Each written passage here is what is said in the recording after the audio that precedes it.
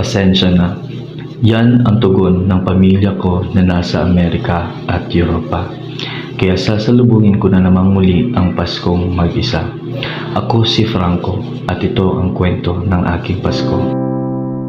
Palagi kong pinapanalangin sa Diyos na sana makamtan ko rin balang araw ang masayang Pasko gaya ng dati.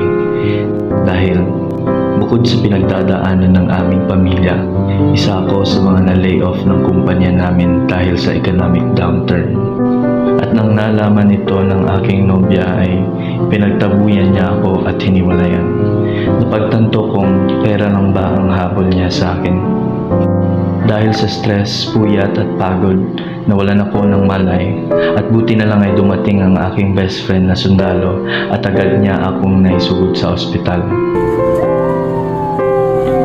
Desperado kong matakasan ang lahat ng problema, kaya humingi ako ng payo sa aking kaibigan at ang sabi niya lang, magsundalo ka.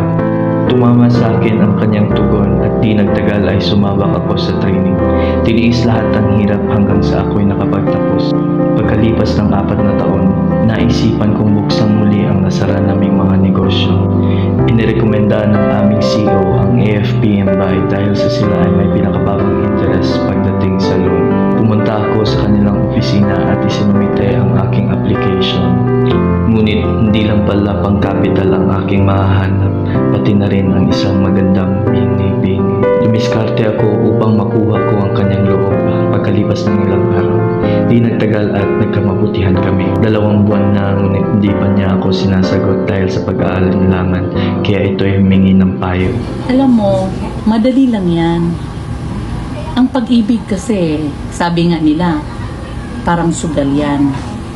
Kung iisipin mong matatalo ka, talagang talo ka. Pero kung isipin mo namang magwawagi ka, then, yun nga, mananalo ka. Diba? Ganyan sa pagmamahal. Kailangang isugal ang sarili mo.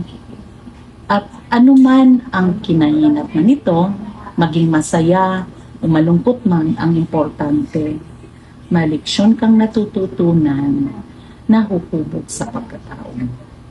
Ikaw ang kumpas pag naliligaw. Mukhang natamaan sa sinabi ng kanyang ninang na kanyang manager din at sa wakas ay sinagot niya ako.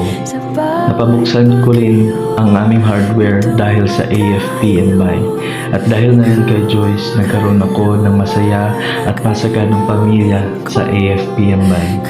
At sa wakas, ngayong darating na Pasko, hindi na ako mag-iisa.